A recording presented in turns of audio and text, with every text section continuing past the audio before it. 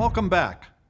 South St. Louis is home to a very unique saxophone museum and store, Saxquest. Building blocks of jazz educator Phil Dunlap visits a place where saxophones, vintage instruments, and performance all meet in one location.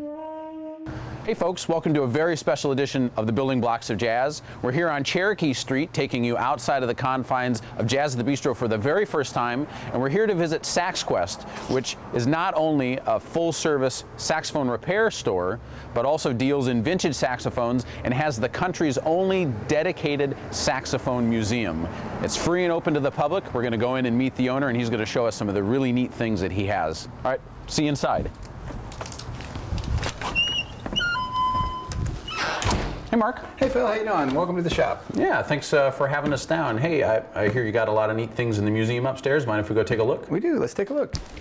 So Mark, the saxophone is such an icon in the world of jazz, but we don't often think about where and how it got its start, and the fact that it was a kind of a crazy idea by a guy named Adolph Sax. So maybe you can give us a bit of an idea as far as how it got started. A man named Adolph Sax did indeed invent the saxophone, and this is that crazy instrument that he got the concept from. This is an ophicleide, and this dates to about 1844. This is a brass instrument that would have been used with like a euphonium or trombone mouthpiece, but at the time, they needed a woodwind that could have the same carrying or projecting power as a brass instrument. So Adolph Sax theorized and came up with this instrument called the saxophone. And this is an original Adolph Sax that dates to about 1850.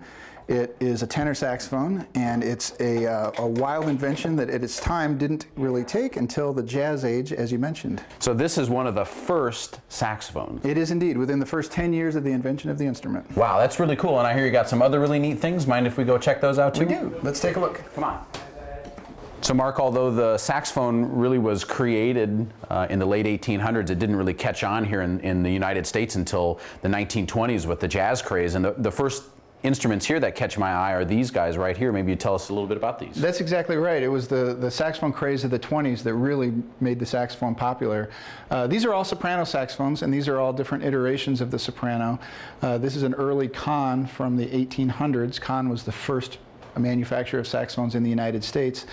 And in the 20s, they had all kinds of different versions of saxophones, lots of experimentation. These are different curved versions from the straight soprano all the way through the fully curved instrument. The saxophone was made very popular by Sidney Bechet, the soprano saxophone in particular. And then moving on from the soprano saxophone, I know a lot about the C melody saxophone and people like Frankie Trombauer, and I see you have a C melody over there. Absolutely. The C melody was all the rage. Everybody wanted to play one of these back in the 20s. Frankie Trombauer, Rudy Wiedoeft, the whole vaudeville era ushered in the love of the C melody. And it was a saxophone that was advertised as you could play it at home, you could read piano music. It really helped popularize the instrument at that time. Great, and of course the next one that really catches my eye is this plastic saxophone here, which is so iconic with Charlie Parker and the very famous Massey Hall concert from the 1950s. Charlie Parker and Ornette Coleman were both fairly famous for playing this horn. This is called a Grafton saxophone. It was made in the 50s by a company named Grafton in London. And the whole idea was after World War II, there was a little bit of a metal shortage, and plastics were becoming very popular. So they said, well, let's try to make a plastic saxophone. The biggest problem with this horn is they didn't realize that these horns don't dent, they shatter. So they often just simply broke. But they are a great saxophone and have a really unique voice. Well, Mark, there's one more saxophone I want to get to before we take off here, and that, of course, is the iconic Mark VI. Selmer very much dominated the saxophone market, and we can move over here to take a look at that horn.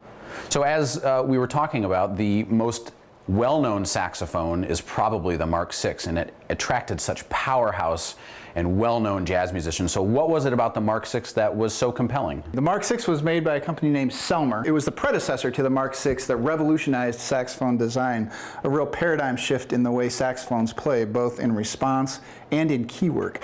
This is a balanced action, and Coleman Hawkins made this particular saxophone extremely famous with his very well-known solo on Body and Soul. So you have increased playability, you have easier movement around the keys, a great sound, and it attracted musicians. We were talking like Sonny Stitt. Sonny Rollins, Wayne Shorter, John Coltrane. And Mark, I see you have your Mark VI here. Maybe you could give us a demonstration as to how it sounds as we wrap up this segment of Building Blocks of Jazz? Absolutely.